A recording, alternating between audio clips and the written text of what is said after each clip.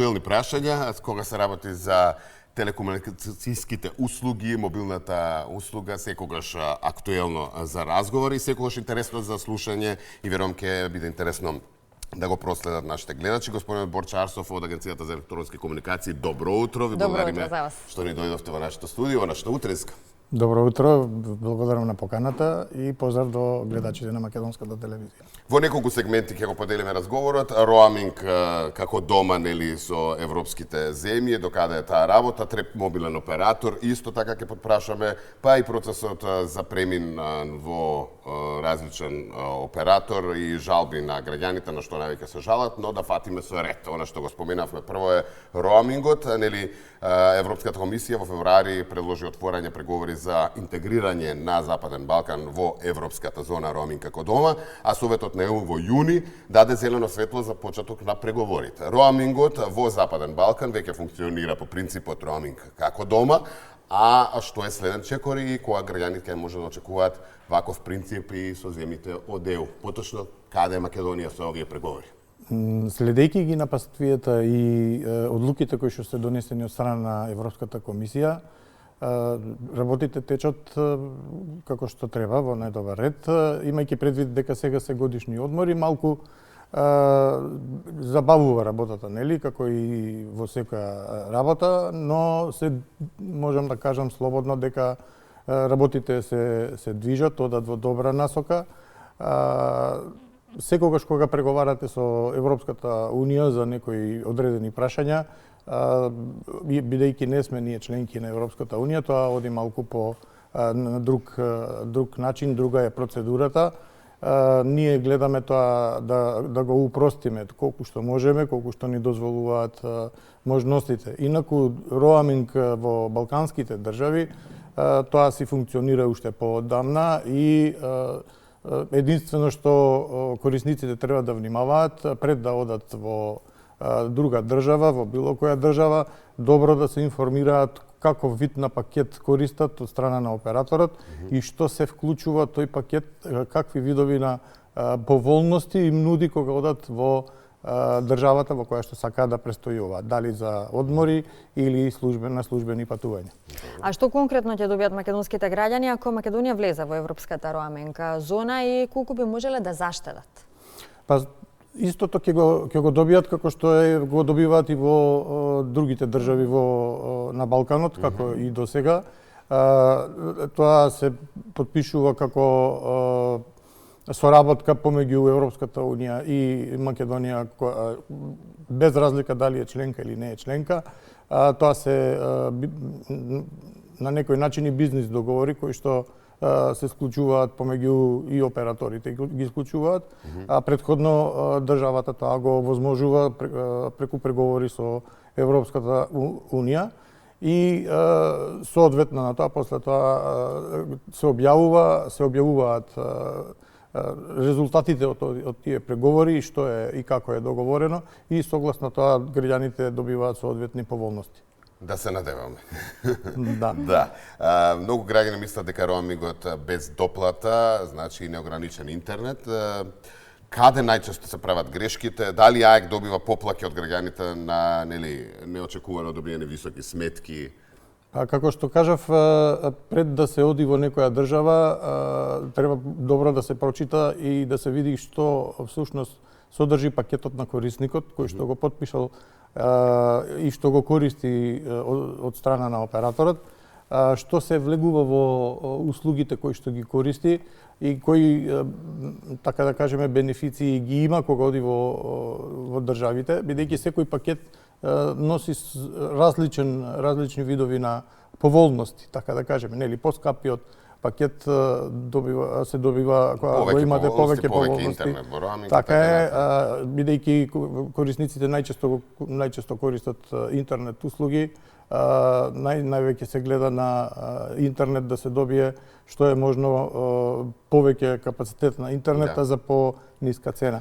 А што се мисли да поплаките летово, ако можеме да Па сега сумираме, летово се малку нели пониски, понизок е бројот на поплаки, бидејќи се уште нели трае летото и граѓаните се уште треба да се вратат граѓаните од своите годишни одмори, па да направиме после тоа една сублимација на сите тие поплаки кои што би стасале.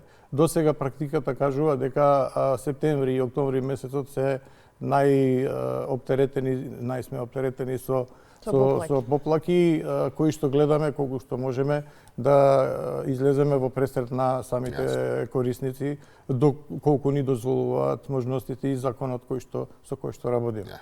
Ајде да позборуваме и за третиот мобилен оператор. Што ќе значи неговото влегување на пазарот за граѓаните, пониски цени, подобри услуги или пак поголема конкуренција?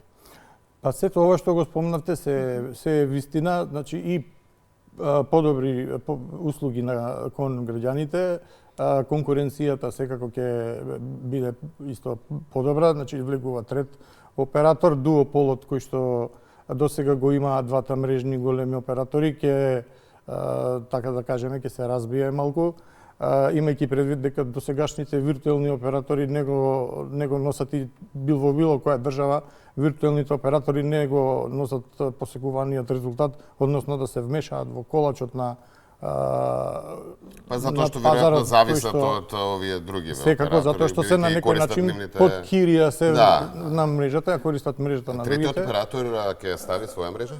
Да, значи третиот оператор согласно одобрението за користење на радиофреквенции кои што го доби на 12 јануари оваа година, има обврска да изгради 5G мрежа согласно соодветни етапи, на 3 или 4 етапи е поделено сето тоа по години и има своји дефинирани таргети кои што треба да бидат исполнети за да може да не се плаќаат соодветни пенали што ние секако не би сакале, затоа што сепак трет мобилен оператор во Македонија многу значи. Предходно сме имале ние 3 и 4 мобилни оператори, па нели се намали на 3 па на 2. Секако дека бевме едни од ретките држави кои што има два мобилни оператори, нели заедно со Косово, со Андора и со тие држави кои што се навистина мали и занемарливи, бевме во таа категорија, сега веќе влегуваме во категоријата на држави кои што имаат по 3 и повеќе мобилни оператори, каде што конкуренцијата се зголемува и граѓаните секако ќе добиваат подобри и поквалитетни услуги, бидејќи сериозен играч, така да кажеме, влегува на пазарот. Сериозна конкуренција. Да, а кога граѓаните може да ги очекуваат првите бенефити, понуди, пакети? Па согласно она што го имаат како таргет зацртано за една година потребно е да покријат минимум еден град во Македонија. Па потоа е поделено по години. До 2030 година треба да ги покријат, да речеме, патиштата. Потоа до 2032 година треба повеќе од 50% од Македонија да биде покриена со 5G мрежа. Значи, зборуваме сега за напредна технологија, тоа е 5G технологијата која што значи веднаш преминуваат на 5G да се гради мрежа во Македонија и со тоа и самата услуга што ќе ја добиваат граѓаните ќе биде поквалитетна и на исто ниво како и големите оператори до сега што нудеа на пазарот до корисниците.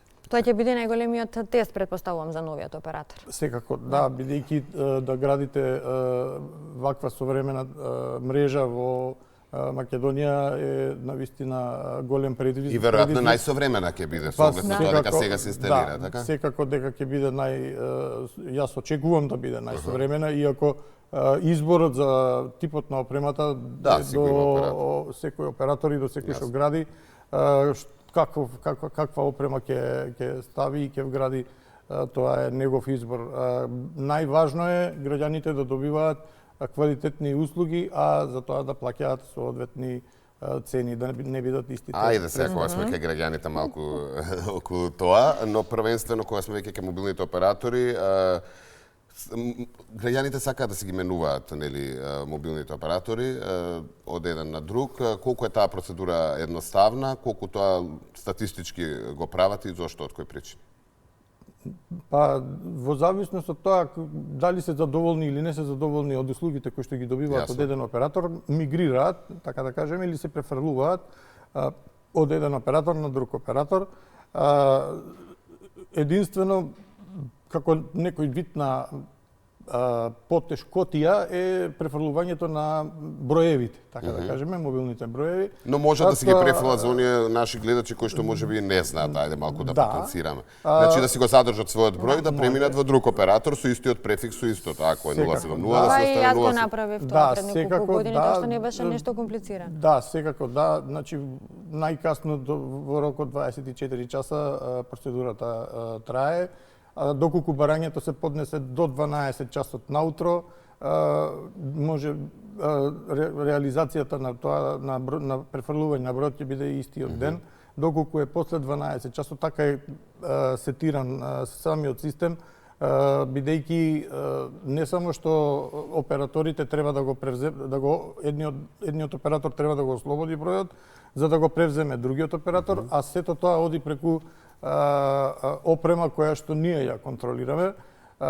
Всушност ние ја дигаме рампата дали може некој да помине или не може да помине. Да, вие ги правите проверките, ние така. Ги правиме проверките. Условот е еден и единствен, треба да бидат подмирени сите долгови кон едниот од операторите, за да може да премине во другиот оператор.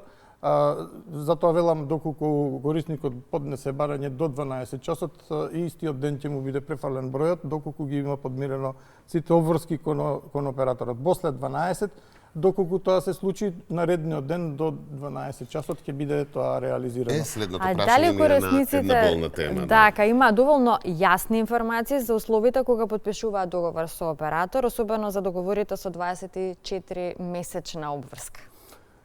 Дали се запознаени со сите детали, да.